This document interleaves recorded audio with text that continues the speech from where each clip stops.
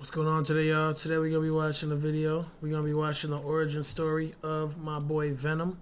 You know, Venom is a super villain, of course, but he is a sort of a good guy in the newer versions of Venom. So we're going to be seeing the origin story of this guy on Marvel Rivals and see what he's about. Number 1 and 2016's Venom Space Knight number 8 and 12. So that's just basically what they're going to be talking about, the type of Venom. Because there's different type of like alternate universal Venoms. Some other Venoms were like, I don't know, it was crazy. But this is what they're talking about. Have some of mine. Venom is one of Marvel's most difficult to classify characters. Sometimes a hero, sometimes a villain, sometimes Eddie Brock, sometimes totally not, but always a force of nature. Venom refers to both the black symbiote, an alien with the ability to bond to its host, as well as its most common host, Eddie Brock, though the Venom symbiote has bonded with other characters since it was introduced in the mid-1980s. To simplify, we'll refer to the alien without a host as the Venom symbiote, and as Venom whenever it's bonded with Eddie Brock, Flash Thompson, Mac Gargan, or anyone else who's been Venom over the years. Anyway, the Venom symbiote offers its host enhanced abilities, but fundamentally changes their personality, and over time, can suck the life out of them. Curiously, this bizarrely fascinating character started out as nothing more than a flashy new costume for Spider-Man, or one that was easier to draw if you ask the artists. Anyway, during 1984's Secret Wars crossover, Spider-Man's suit got damaged, and he soon found himself wearing a new and strange alien costume that had basically forced itself onto him. Actually, if Deadpool is to be believed, he got the symbiote first when he repaired his costume during the Secret Wars. But things didn't work out, so the symbiote then got passed on to the web-slinger. Whatever the case, Spider-Man eventually found out that his costume was not a costume at all. It was really an alien life form that wanted to permanently bond with him. Using sonic waves from a bell tower, or his friend Reed Richards depending on who you ask, Spider-Man forced the symbiote to flee. But wouldn't you know it, the Venom symbiote had developed a fondness for the webhead and gave up its life to save him.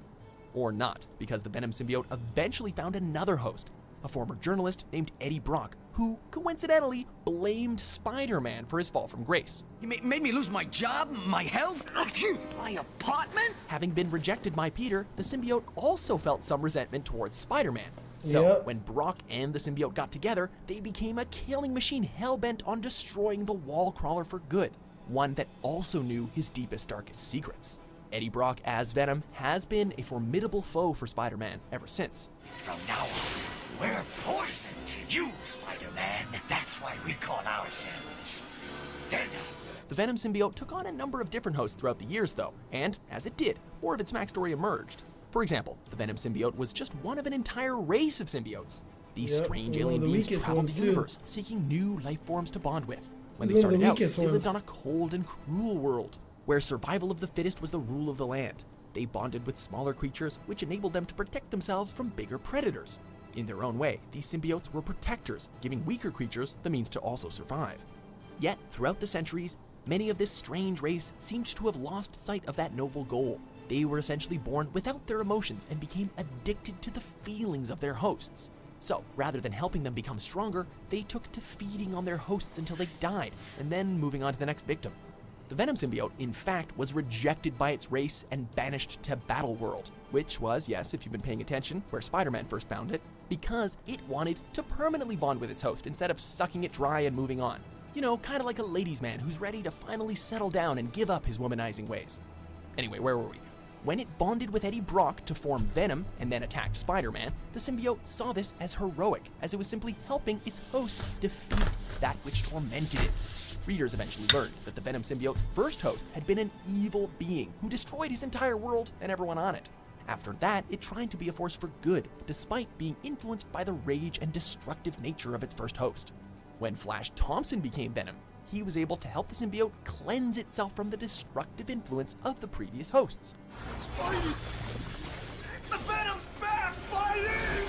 After losing his legs in the Iraq War, though, Flash voluntarily decided to bond with the Venom symbiote and work as a military agent, giving him the ability to walk again, conveniently.